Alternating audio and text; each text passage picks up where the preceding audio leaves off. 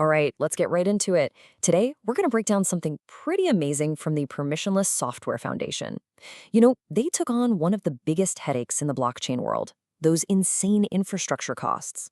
And they didn't just find a fix, they came up with something that's way cheaper, way stronger, and a whole lot more decentralized. It's a really cool story.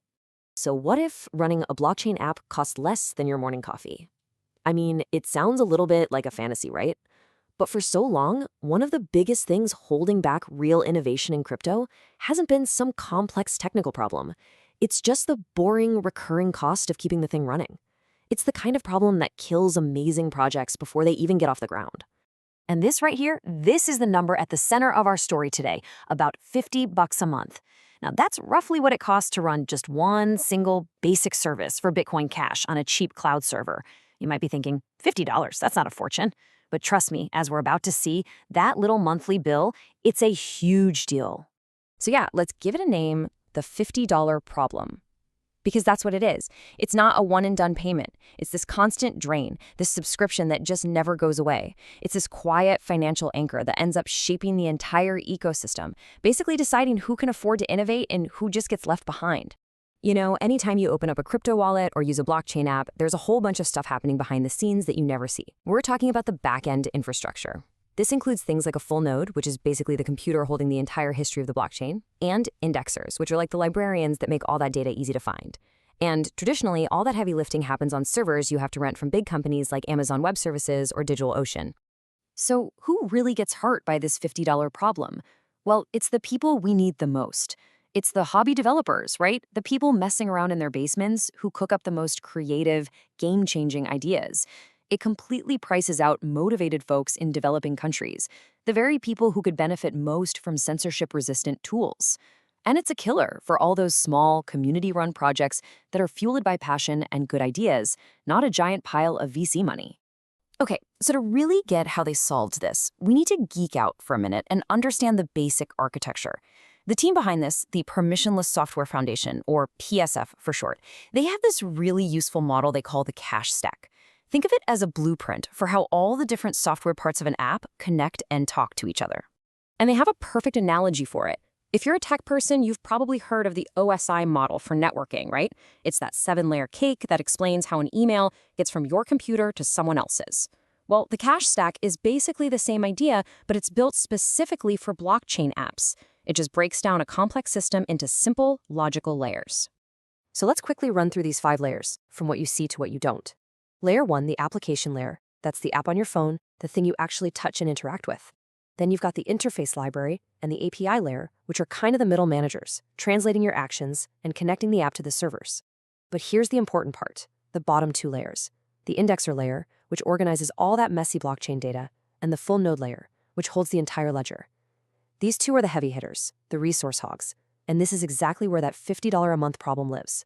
So the big question is, how do you solve a problem that's baked into the most expensive, most resource-heavy parts of the stack?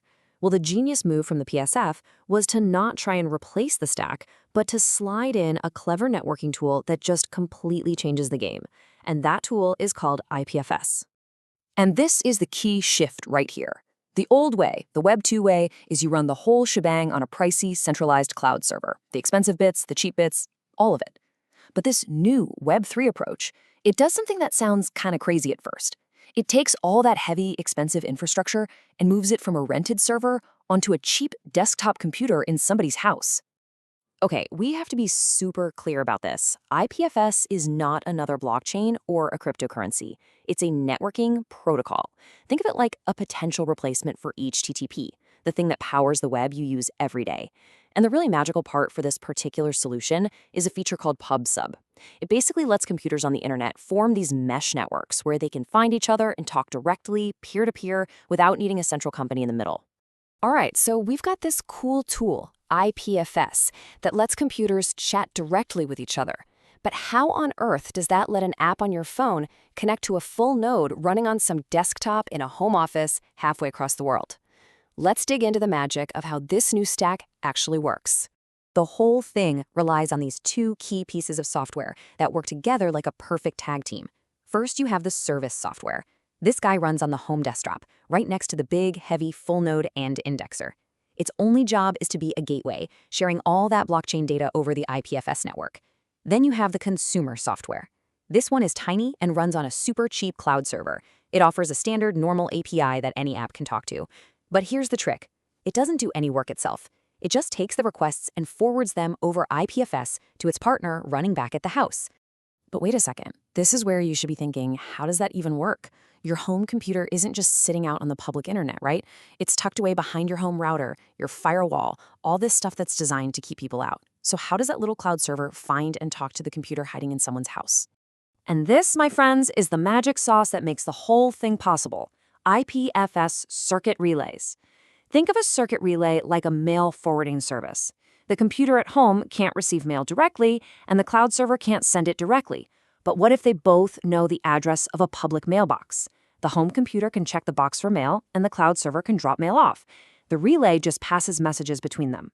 And the absolutely brilliant part is that IPFS handles all of this automatically.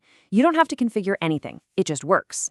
So they built this incredible new system. But what were the results? What's the payoff for all this clever engineering? Well, let's take a look, because it's about way more than just saving a few bucks. 92%. Just let that number sink in for a second. That's the big headline here. A 92% drop in the recurring monthly costs. That's not just an improvement. That's a complete game changer for the economics of building on the blockchain. Okay, let's look at the numbers side by side. That $50 monthly bill, it drops to about $4. Just 4. And that's just to pay for that tiny little cloud consumer and the circuit relay. Now, okay, there is an upfront cost, right? You got to buy a home desktop, maybe $400. But you break even. You make all your money back in just 8 months. Think about that if you're a developer. After just 8 months, that $400 computer has paid for itself. And from then on, it's pure savings. We're talking $46 back in your pocket every single month. It completely flips the script from this endless, soul-crushing subscription model to a one-time investment that actually pays you back. But honestly, the money is just the beginning. There are these huge bonus benefits that might be even more important. By moving the heavy lifting into people's homes, you're no longer at the mercy of a big tech company that could get pressure to pull your plug. You get amazing redundancy, too. If one person's home computer goes offline, no big deal. Apps just automatically hop over to another one run by someone else in the community. There is no single point of failure anymore. And this quote really just says it all, doesn't it? This isn't some abstract idea of decentralization you read about in a white paper. This is the real deal. It's decentralization in the most practical, tangible sense. It's a network of actual people running their own gear and working together to build something that's way stronger and more resilient than a single centralized server could ever hope to be. So it all leaves you with this one really powerful question, right? Could your desktop, the one sitting in your office or your living room right now, actually power the next wave of the internet? We're so used to thinking that the internet lives in these giant faceless data centers. But maybe, just maybe, the future is a lot closer to home. It's a really cool thing to think about.